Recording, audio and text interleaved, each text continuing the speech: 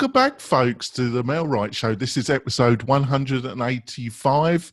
It's going to be a discussion between me and Robert.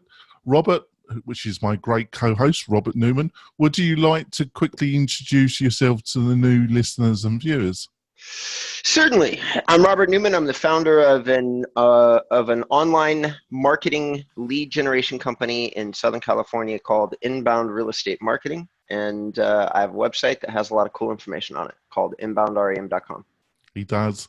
And before we start on our subject, which is going to be the 19 fastest ways to get listings in 2019, which is an article that's on the curaytor site. They cover similar areas to me and Robert, but I thought it was a reasonably cool article to go through. We got to the number 5 or 6 last week, and we're just going to finish it off this week. And before we start that, folks, I just want to say last month was our busiest month for Mail Riot, and also we had the most downloads for this show. It was the biggest download month we've ever had for the show, and we must have had a lot of new listeners and viewers. And if you are joining us, thank you for spending some time with us. We know you're busy people, and we really appreciate you doing that, don't we, Robert? We most certainly do. Absolutely. You must be saying something that kind of gets their ears up. No, they're all just waiting for you to talk about bestiality again. Are you? Maybe that's why we get all this. There we go. No, it might be. And let's get the right page up. And so we covered number 5, and we covered number 6. On to number 7, which is similar to number 6. Use realtor.com and your MLS to find upcoming expires. It's an old one, but it's a trusted one, isn't it, Robert? Yes. FSBOs is probably one of the oldest and most common ways to seek getting listings. Mike Ferry has 21 scripts that he gives away for free on how to find, on ways to call out and kind of get these listings with how often people like us say, go out and get your FSBO list and then call it. I'm shocked that it's not overly saturated, but despite the fact that people say do that, I really don't think that many people do, making it still a qualified and valid strategy. And somebody that's determined who can pick up a phone is probably going to do really well with it. Yeah, it's quite surprising, but I would strongly advise you to get Ferris. He does provide this list of scripts, and I would advise you to download that free resource. I'm going to have to try. I've reached him a couple of times, and we had a little bit of a chat, but I have to on the show, folks, for you. Okay. But he's got this resource, and I really do think you've got to prepare yourself. I do know I've had one agent, I think, that's come on the show, but I do know there's a small number of agents. Their whole pipeline is just based on this. That's all they do is expires, and they're built up a reasonable business. Do you know some agents that only do that? That only do expireds? Yeah. I've run across a couple. Can't remember them off the top of my head, No. but over the years, yes, I've run across a couple of agents that have yes, I've done that. Now, there's something I want to mention before I forget. There's 2 things that I really want to discuss, which is number 8 and number 9, which were 2 of the most fascinating points on the entire curator list, and one of the reasons I actually agreed to do a recap of a piece of content off curator, because usually they're not cutting edge in terms of their content production. But here's that was meowish, wasn't it? I know. Well, you know how I felt about this when we started this process. Yeah, I do. Okay, so I'm just I'm just being transparent. So, but here's what we got. We got there's an instant offer And I want to talk about that for a second because John and I, or John and I, whatever, however you want to say it. Guys, I'm sick, so I am probably a little catty because I'm sick. Yeah. But John and I were talking about how we had both had feelings. They not surprisingly mirrored each other, but it was like, hey, these Zillow instant offers, we both think that it's not that we don't understand why people are talking about it or worried about it. It's just we both feel, and I feel strongly, I'll stop speaking for John. I feel strongly that there's going to be a certain percentage of the audience out there that this appeals strongly to. And yes, they're going to buy sell their home using an online process. I feel like that audience is very small. The amount of people that I've talked to that are consumers of homes who are willing to do that is minute. And my friends are in the tech world, and it's still minute. There are not very many people that would do this at all. But I'm sure there's some, and they're probably really excited that the opportunity exists. So the Zillow instant offer thing is coming through loud and clear right now. I think we have many years before we start to see this make any true market penetration, though, is my opinion. I don't think it's going to make any penetration any significant. I really do honestly think it's a lot of hype. There will be a percentage that will, but no, wholesaling's been there for a long time. I know the percentage that they're looking to take is a lot lower, or it should be, if they're going to get any traction with this. But also, I think the market, you know, it's ups and it's downs for the past 15 years, or at least the 12, let's say, 15 years. It's been very unusual compared to the historic record. And I think that's one of the reasons that's caused it. And I also think Zillow, we've discussed this before, Zillow's a public company. It makes tens of millions, but it's expected to make more and more every year. And I think it's been forced down this road through the fact that it's a public company to some extent. Right. What do you reckon, Robert? I think that yes, Zillow still hasn't made a profit. This is one of their most promising divisions right now, is this instant offers, this buying and selling of homes online. They did 20 million in revenue off it in last year, and or 20 billion. And they're going to do a lot more this year. And so it's a big category for them. And yes, I think they've got to keep trying to find ways to make money. They've already switched their offer up in terms of the way they were distributing leads, and then they backed off it. They have a group called Zillow Porchlight, and that particular group, which is like a group of master users that they go to that help dictate the offer. They thought it would be a brilliant idea at first to roll out, hey, we're going to give you 20 leads, we're going to call them for you. And then they immediately reversed that decision because everybody hated it. It was a disaster, complete and utter disaster. But all the pressure to keep manipulating their offer, they have massive market penetration, and yet they are still not making a profit. Whoever is running that company, I would be quite worried. Because the fact that you've got so much traffic, so many advertisers, you're booking $345 million in advertising revenue every quarter, and you can't pull a profit. Yeah, you're right. They got to keep trying stuff. And I don't know what it's going to be, but their model that they've had so far is not doing that well, to be honest. And the real estate market that we're in, it's going to come to a close soon. And I don't know if that's going to impact Zillow well or poorly, but my guess is going to be maybe Zillow ends up being one of those huge gambles that just didn't work out unless they can pull it up by the bootstraps.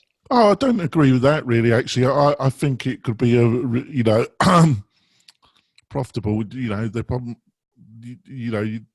they're probably going to have to look at their expenses, but I think there are models where it could become very profitable. I think they've been, but they're really bright people. Who am I to, criticize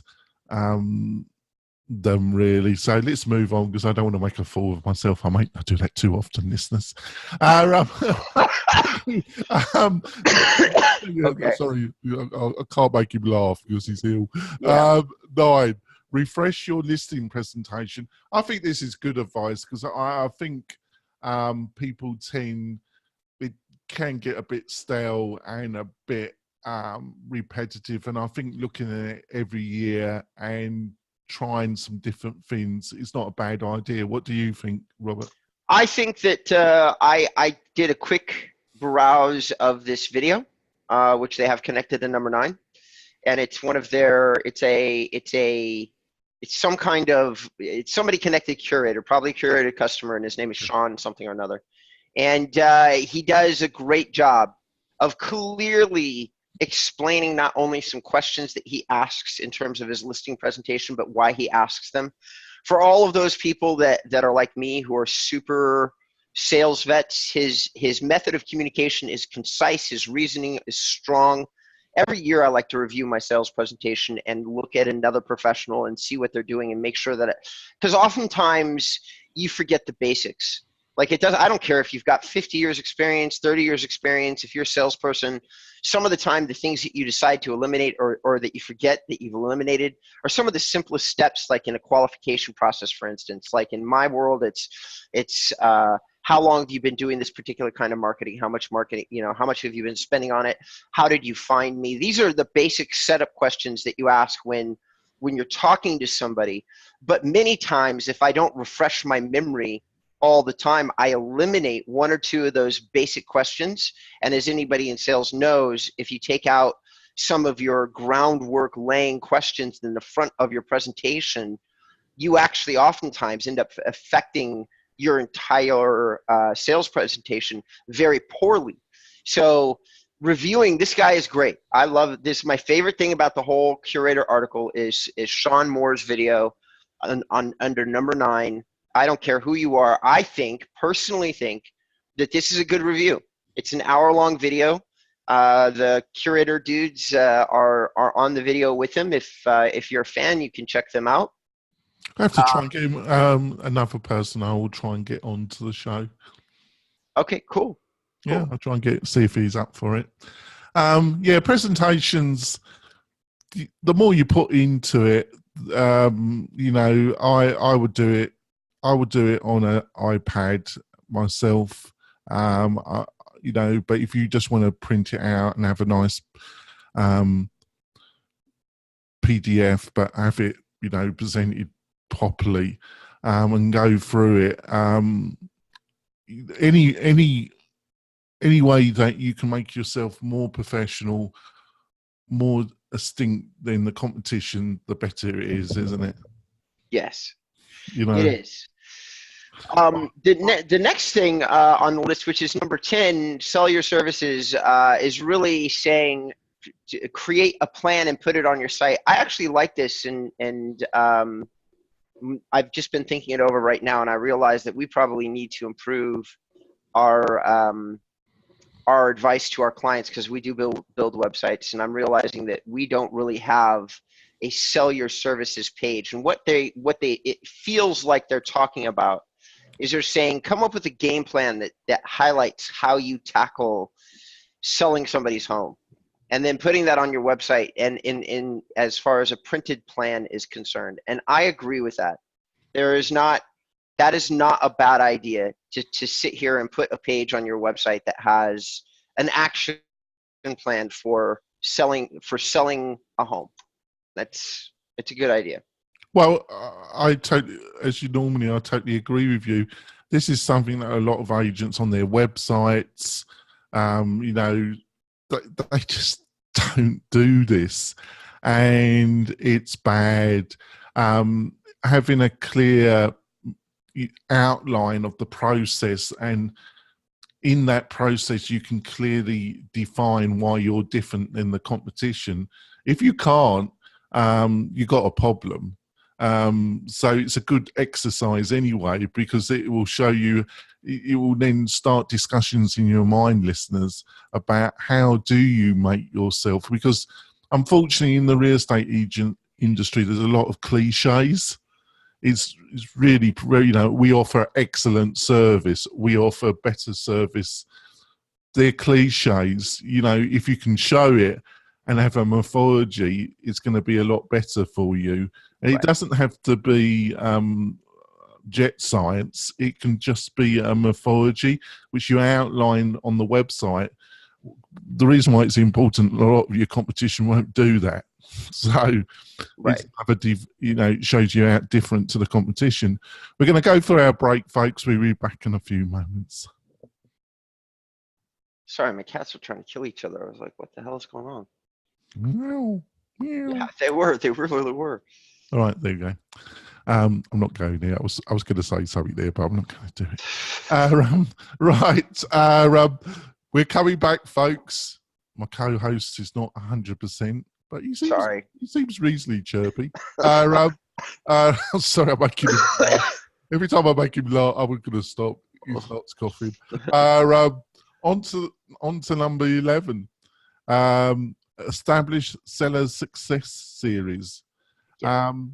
Well, it reinforces that you get results. You know, obviously if you haven't got that many, you can't do it. But as soon as you get traction, talking about your successes is, you know, it just reinforces when people come to your website that you can, and also use it in your presentation. You use it if you're going to do a postage card campaign, whatever you're going to do. The flyers that you push when you're doing an open house, you know, having success stories is rather important, isn't it, Robert? It definitely is. So social proof or success stories, which is what everybody is calling them. I call them social proof because social proof is exactly that. It's proof that other people have had success with you. So social proof. And most of it is social because it's not like we're doing client testimonials where we're getting in front of a camera, recording them, putting them on the site most of the time. Video testimonials would be excellent, though, if you get them. Most of the time, it's stuff that we're importing off Google, which feels social to people. Same thing with Yelp. Most of these sites are identified as social media sites, and that's where you house your reviews. So social proof. Zillow is maybe kind of an exception, but nonetheless, social proof is something we try to include on most of our client sites. I think it's extraordinarily important for conversion rates. I can't say enough about it. Social proof is an insanely important part should be an insanely important part of any campaign. And if you're not gathering reviews right now, you're really putting a roadblock in your way in terms of your online success.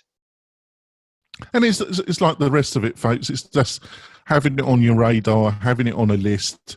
You know, when you know, you've got to get these photos and you've got to get this testimonial as soon as after, you know, the high point of your relationship with the client. Normally when you've sold or they've bought a house, that's the time to get these photos, get a written endorsement out of them, you know, when it's hot. And this is why you need a list, a mythology.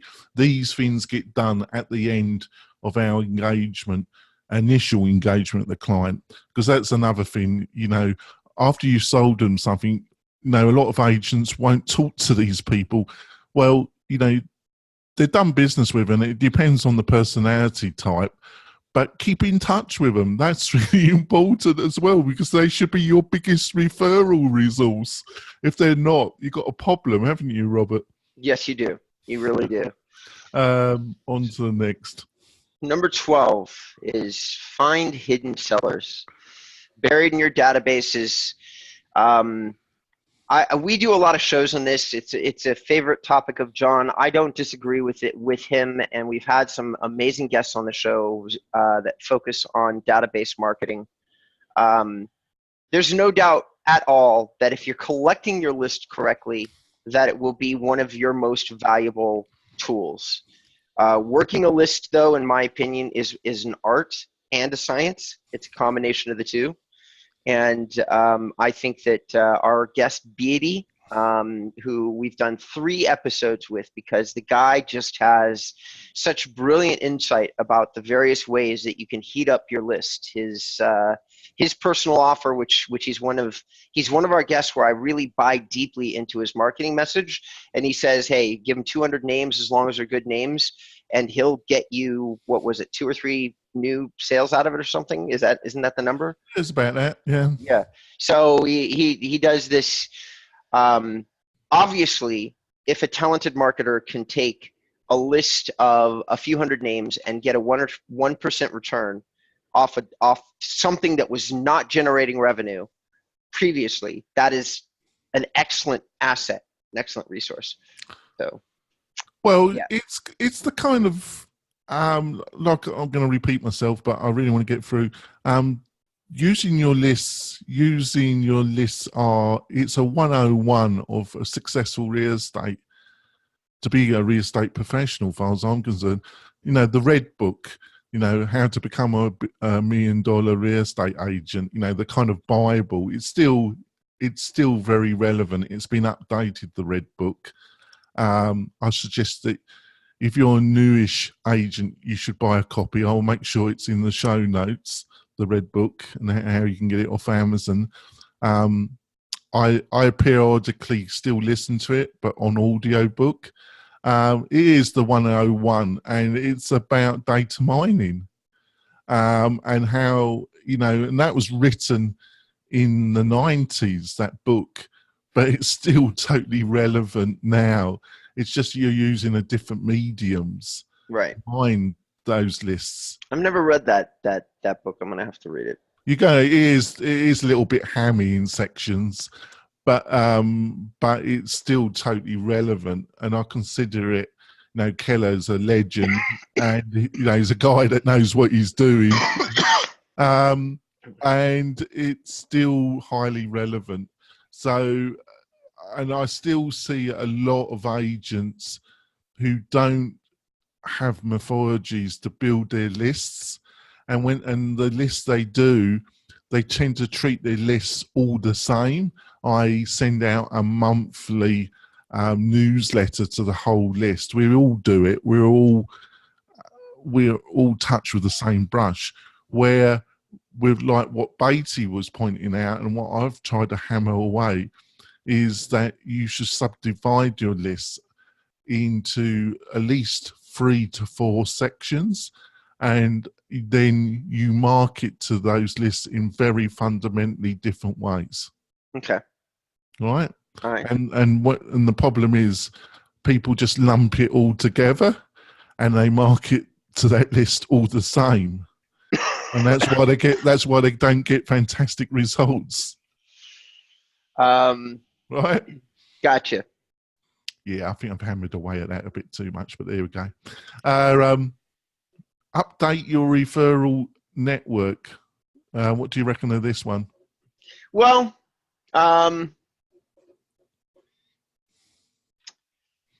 mean, it's a solid piece of advice. I don't know that a lot of people have a deep referral network necessarily. It's not that they shouldn't have one. I don't know that they do. I think that my strongest piece of advice, the people that I do know that have really deep referral networks and get money off them almost exclusively, are all Active Rain users, because Active Rain is a real estate blogging platform. And if there is ever a place to develop contacts to do a referral network, it's going to be Active Rain. And I've got people that supplement their income by 10 or 15% using a referral network. So it can be an amazing strategy, but it has taken all of those Rainers, as they call themselves, a lot of time to get that network up and going. It's not like it was an easy or fast thing, because the way that Rainers introduce themselves to each other is oftentimes looking at blog posts and becoming used to each other's personalities over a long period of time. That's a lot of work to get a solid referral network going. However, if you're in a destination like real estate location, like certain parts of Florida, mountains, Tahoe, certain ski resorts in Colorado, that would be one of my first strategies. Like anything where we know that a percentage of our our audience is going to come from other warmer places to go where it's cold and do sports or something like that, all of a sudden a referral network becomes incredibly important. Establishing it with other realtors, a really good idea, because if you're in a destination that's quite popular, you might end up getting 1 or 2 referrals per month from people that you know through blogging, which I think would be awesome. Yeah, I take a slightly different stance on this. I agree with everything Robert's just said, but I think building a local referral network, and what I mean by that is if you want to get reciprocity back, you've got to offer it out, and giving referrals out to lands. If you have a client that's just bought a house and they're looking for the landscaping to be done, there's decorating, there's DIY, there's security alarms, building those relationships with other vendors in your local community, and then handing out some referrals is the way to build up a local network where when they hear somebody, they refer stuff back to you. And we're kind of digital, we're very digital focused, but I've always said that the traditional methods of real estate marketing and building a book of business, I still think they're totally relevant in 2019. It's just that there's the digital side. You need both combined into a logical strategy. What would you say about that, Robert? I'd agree. I do agree with you. You're struggling with the word digital, but I'm gonna throw it out there. But guys, we've got 3 more. Yep. John, I suggest that we wrap this up and do it under the bonus notes, the last 4, because I don't know that we should do another show on this. So no, we don't do a new show. We do some bonus. So we're going to wrap it up for the podcast show, but we're going to be going through the others, which you'll be able to see on the Melwright YouTube channel and on the Melwright website. So, Robert, how can people find out more about you and what you're up to? Oh, if they really wanted to, they could come to my website. I'm pretty excited about all the numbers that John is mentioning. He manages that side of the podcast, but I'm incredibly excited, and I just wanted to reiterate, I am humbled and grateful that so many of you tune in, and we're really excited. But we're hoping that means that we're giving you information that you find valuable, and if you want to find some specific information on some of these platforms that we talk about occasionally, like I just did a Commissions Inc. review, you can find them on my website, inboundrem.com. Well, I think part of the success is it's one of the few areas where you're going to find this type of information if you're looking for it in a podcast format. There's many other real estate podcasts, and they're fantastic, but they tend to cover slightly different topic areas than what we cover, Robert. I think we're one of the few that really go in hardcore on the technology with the marketing side, and that's probably why our listenership has grown. If you want to find more about Melwright, and also you can get a free demo that will be shown by me. So if you've got any problems, concerns about your real estate performance, where you're going in 2019, we can have a chat about that. And also I can give you a demo of the Melwright show, the Melwright product, I should say. I apologise for the slip of the tongue. So we're going to wrap it up now, folks, and we'll see you next week, where we're going to have another discussion between me and Robert, or we're going to have a guest. We'll see you next week, folks. Bye. Right, on to the bonus content. 13, 14, re-earn their business. What do you reckon about this one, Robert? Well, it's a bit linked to the previous ones, really, isn't it? It really is, but I think it's worthy of comment. I don't know about everybody else, but I've made an entire 30-year sales career out of this one. Re-earn their business. I never drop out of contact with my like people that have done business with me. I'm still sending out emails to people that did business with me 10 years ago when I was just an account executive at Agent Image. They're my contacts. And here's the funny thing. Very few of us have really had a professional salesperson experience. It's kind of funny, but I've got one guy that still sends me cards from a car that I bought from him 6 years ago. And it's the only time in my life I've ever run across a professional car salesperson. He came out to my house. He did a great job at the presentation. I mean, he wasn't extraordinary except in his follow-up. And there he is extraordinary, which is letting me know subconsciously, like, and I swear this is true, if I ever move back out to Santa Barbara, which was where I was at the time, I'm gonna buy my next car from this guy, or get a referral from them, Well, because it's what you mean, but I'm talking for you. But sure, what I think you're saying is, if you move back to the area and you were looking for a car, he would be the first person that you would approach. right. If I was interested in the car, re-earn their business, which to me is like a variation of stay in touch. Maybe even like for some of your better clients, call them every so often for a good reason, not because you're wasting their time, but like figure out a good way to get out in touch with them, or number two, figure out something that's going to capture their attention. Maybe even just send them a gift every so often. Investing a couple $100s into an old client relationship that in the real estate business would definitely be something I personally would do. Why would you drop it off? And obviously you have to figure out what the right way to re-earn their business is, but I would maybe send a Christmas card every year, or a gift basket. I mean, at the end of your career, how many? It can't be more than a few thousand. You're probably only going to do a few thousand transactions your entire career. So think about that for a moment and say, why would not each and every single one of those people? Why would you not try to adopt them for the lifetime of the real estate Well, business? don't you think if don't you think they deserve a nice Christmas gift? Don't you think you on your database you should know where their birthday is and send them a card? Don't you think like every third month you should have some meetup and do it really well and invite these people to that meetup, that kind of unofficial function? And this is what I'm talking about, combining the digital world with the real world in a coherent marketing plan. Right, right. I don't disagree. But unfortunately, so many agents, for understandable reasons, don't, do they? They're very bad about keeping in touch with their past clients, aren't they? They are. Now, You know, here's the funny thing. There's number 15, which is incentivize loyalty, which honest to God is just bribe your clients. It's pay them.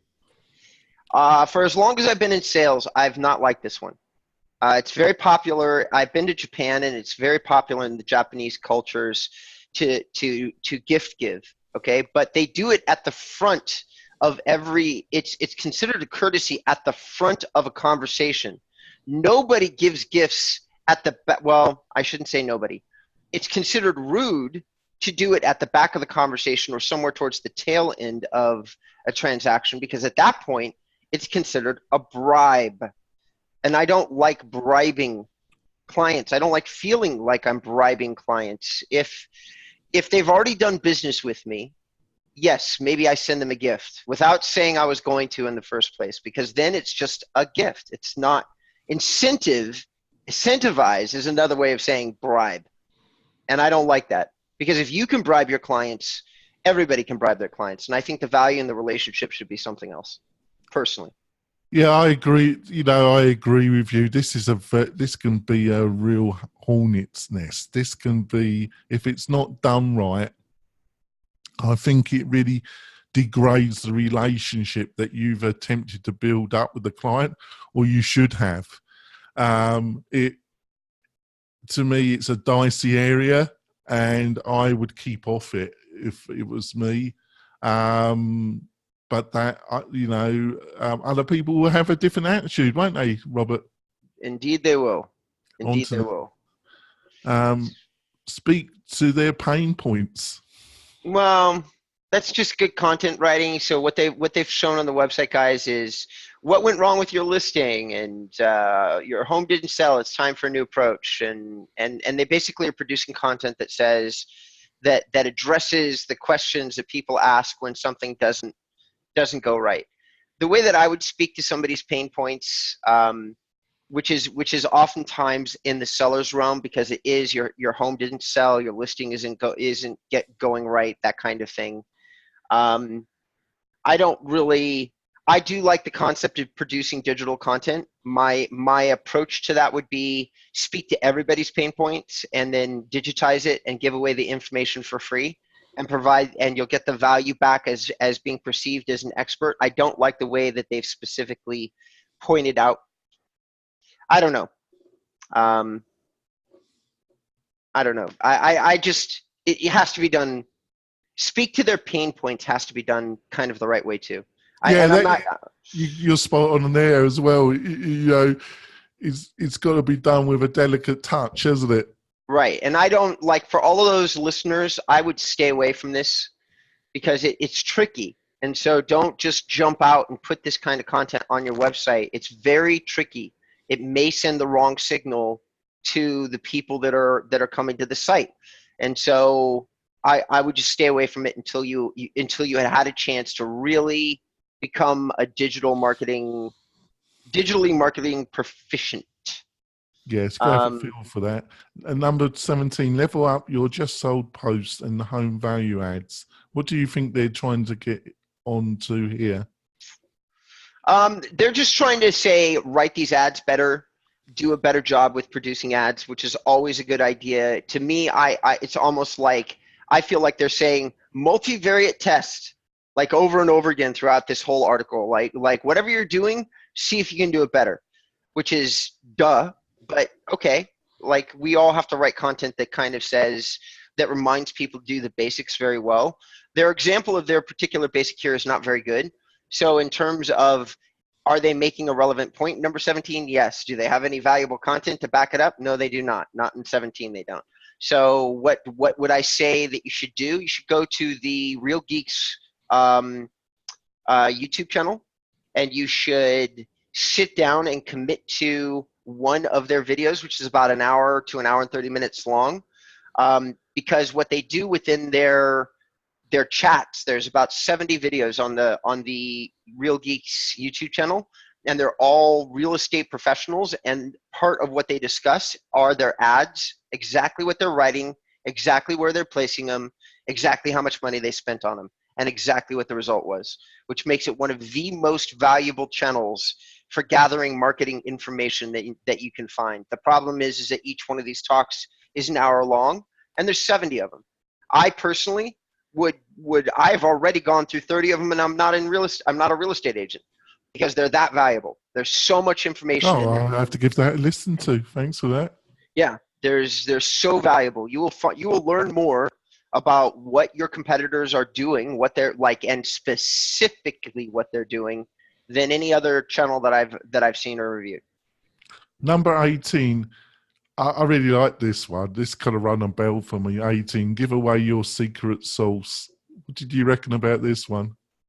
Well, that's essentially them giving a nod to, like, what is the secret of a good digital marketer? Like, I give away all my secret sauce. I've talked about the cost of what it costs to produce a website. There isn't a single detail of my whole business that I've kept private. I tell people how I've developed my backlinks, and as that strategy changes, I talk about it online. It doesn't really matter what it is, give it away. Because if you're like me, if you're a great real estate agent with many transactions under your belt, you know what? Nobody can duplicate you. They just can't. Like, you can give away your information, and what's going to happen is that somebody is going to recognize you as an expert, because some of the details that they do understand, they're going to agree with you on, and then they're going to go, and you have great idea number 2, great idea number 3, great idea number 4. A lot of people don't have the time to replicate your strategy.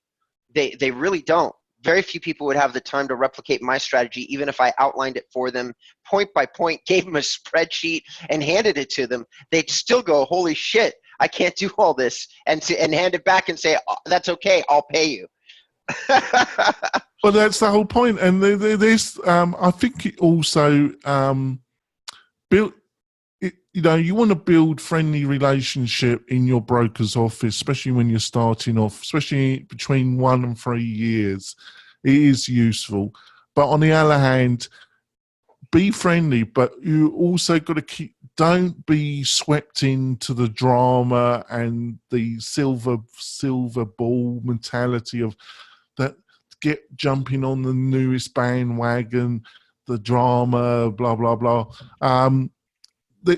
There is no silver bullet out there. There's mythologies, and we're trying to outline them, and we've tried to outline them in this episode that will probably lead to success. But a lot of it is down to consistency, and that's a problem because consistency is difficult in real estate because you're doing so much, you know, that it can be so hectic, and things have to be dropped at certain points. So you've got to be realistic about what you can do. But a lot of agents just kind of go from one to the other, and there's no consistency. And a lot of this is about consistency, isn't it, Robert? It truly is. So I just had an interesting thing happen. It's a first, and I'm very appreciative. We've gotten on my YouTube or on my Facebook channel, I've gotten plenty of likes for these videos that we do, but I've never gotten one while we're doing the show, like while we're actually doing the show. And somebody right now came through and did a like on the video while we're actually in the middle of the show today, which is my first kind of like live response from an audience member. Anyway, I thought it was cool. Yeah, because just to wrap up, it's great. It's fine for you and me to say you got to do this, you got to do that, you got to do the other. But I've never been, and I'm frank about, I've never been a active real estate agent, but I have, through clients and other personal relationship, I know that if you're committed to it, it's a very pressurized, can be a very stressful, difficult industry. But the truth is, you know, a lot of industries really are being, you know, building a marketing company is stressful, doing anything is stressful, but it has its peculiarities. And I think you've got to like the industry fundamentally if you're going to continue in it. Obviously you do it for the money, but you also got to like the buzz that you get from doing it, because that's the thing that's going to keep you going. And if you're not really the right personality type, and there is no one personality type, you know, I know some people that are introverted, but they're still very effective. I know extremely extrovert people. You can find your voice, but you got to like the buzz, haven't you? So, you know, if that runs out, you know, the money will not sustain you, will it? Correct. I agree. Right. I'm sorry, everybody. Today I've been off, man. No, it's been fine. I think we've covered some great stuff, and we'll see you next week, folks. Where we're, like I say, we'll either have a subject me and Robert are going to discuss, or we have a guest. We'll see you next week, folks. Bye. Ciao. All right, bud. I think